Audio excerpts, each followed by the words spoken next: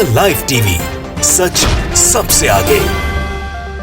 दोस्तों, मैं बात हफीज हूं। दशहरे के ऊपर शस्त्र पूजा होती है, हर एक घर में होती है, हर एक संस्था में होती है, संगठन कार्यालय जो होते हैं उनमें होती है। लेकिन आरएसएस की जो शस्त्र पूजा है वो बड़ी मशहूर है और आरएसएस की शस्त्र पूजा का टेलीकास्ट टेलीविजन पे होता है। गोदी मीडिया तो बहुत आगे जाके करती भी है, लेकिन उसके अंदर एक बड़ा खुलासा हुआ है और एक बड़ा जो है मामला सामने आया है कि आरटीआई लगाई है एक व्यक्ति ने, और आरटीआई में सवाल किया है कि नागपुर के मुख्यालय में जो शस्त्र पूजा होती है आरएसएस की, जिसमें इतने सारे शस्त्र रखे जाते हैं, हर तरह के वेपन्स रखे जाते हैं, वो लाइसेंसिंग है या लाइसेंसी नहीं है।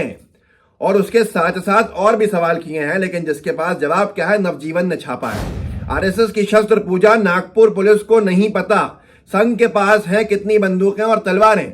नागपुर पुलिस को यही नहीं मालूम है कि शस्त्र पूजा जो करता है आरएसएस संगठन कार्यालय में अपने, उसके पास कितनी बंदूकें हैं और कितनी तलवारें हैं, इसकी जानकारी पुलिस को नहीं है। यह मामला कोर्ट तक जा पहुंचा है और कोर्ट ने नोटिस भी भेजा है आरएसएस को जवाब देने के लिए कि आखिर ये पूरा का पूरा मामला है क्या।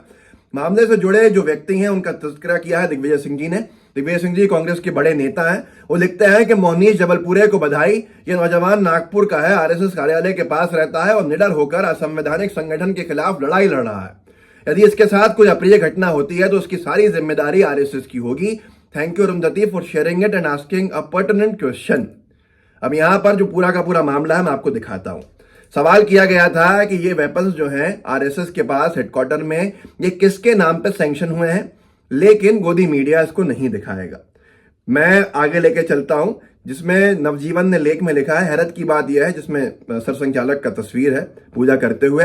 हैरत की बात यह है कि नागपुर जहां के आरएसएस का मुख्यालय स्थित है, वहां की पुलिस को इस बात की कोई जानकारी नहीं है कि आरएसएस की शस्त्र पूजा में दिखने वाले हथियारों का लाइसेंस किसके पास है और उनका लाइसेंस लिया भी गया है या नहीं।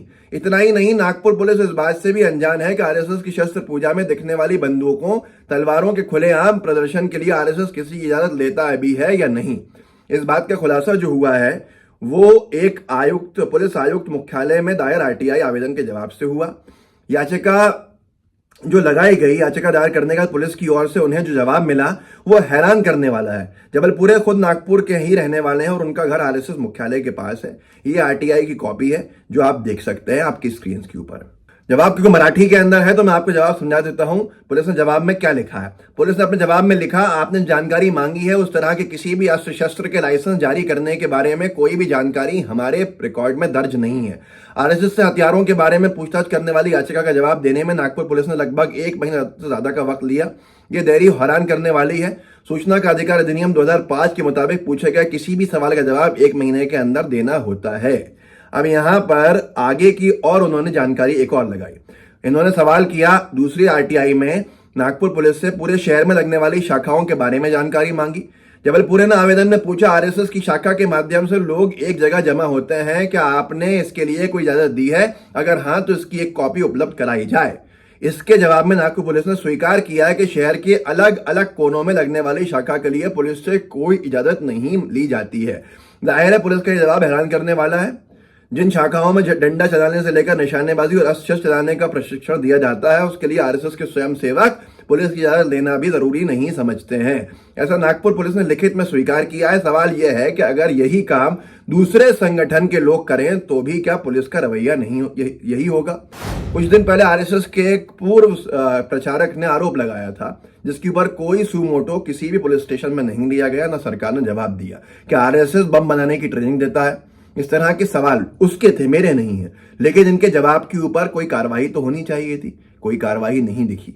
अब इसके ऊपर एक बड़ा जो सवाल खड़ा हो गया है, दिग्विजय सिंह जी के ट्वीट के बाद से और हंगामा हो गया है। जो बात नागपुर तक थी वो आज पूरे देश के अंदर है कि आरएसएस के शस्त्र जो है उन पर सवालिया निशान खड़ा है। कुछ आरएसएस के भक्त मुझसे ये कह रहे थे कि ये शस्त्र वो हैं जो लोग लेकर आते हैं अपने अपने शस्त्र। पहली बात तो वो अपने घरों में करते हैं, तो ये लॉजिक समझ में आता नहीं है। लेकिन अगर ऐसा है तो पुलिस को जानकारी देनी चाहिए कि पुलिस स्पष्ट करे। पुलिस ने कहा उनके पास कोई जानकारी ही नहीं है। ये बड़े सवाल है। अब यहाँ पर नागपुर पुलिस आयुक्त कार्यालय में जबलपुरे ने एक शिकायत दी।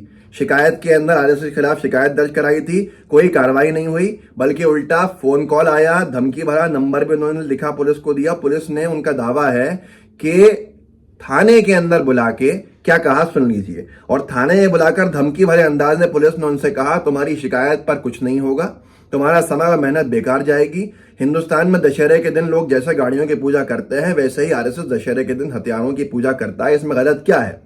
गलत सही का फैसला अदालत में किया जाता है, इसलिए वो अदालत पहुंच गए।